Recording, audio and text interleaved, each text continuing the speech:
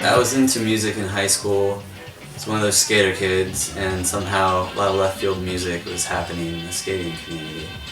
But when I was in college, I really got into DJing.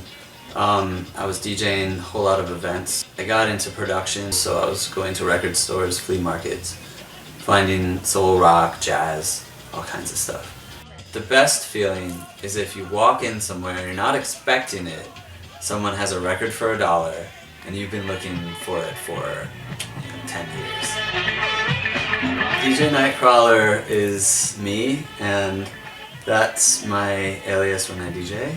It's sort of me doing soul searching, and at this point I'm just really into spinning this independent funk and soul music.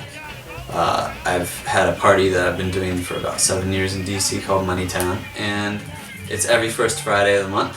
It's always me, and I always have a guest.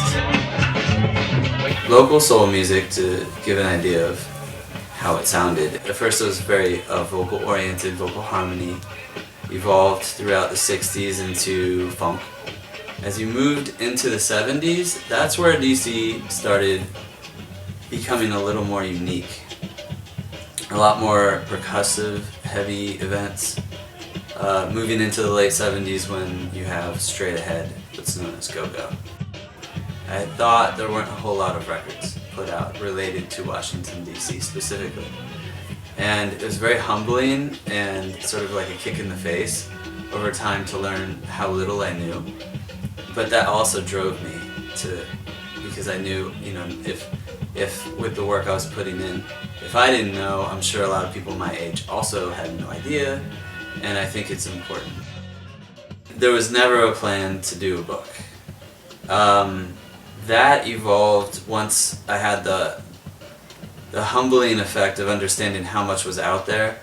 At some point in time I realized somebody's got to show how all these things connected like a spider web. My goal is to have a rough draft done by the end of this year. Maybe a little bit longer, but I think I can get there. I've been writing every week. I work at a bank, small business lending department. Most of it's a money pit. I'm spending ridiculous amounts of money on this stuff and not really recouping much of anything. My end goals for a lot of the images, the interviews, some of the actual paper goods and recordings are to end up in physical locations. I'm hoping that I've already talked to some people, Dr. Lornell at GW. Hopefully some stuff can end up there. Hopefully some stuff can end up at Library of Congress, Martin Luther King Jr. Library, and maybe somewhere else, I don't know. Music, it's another form of art.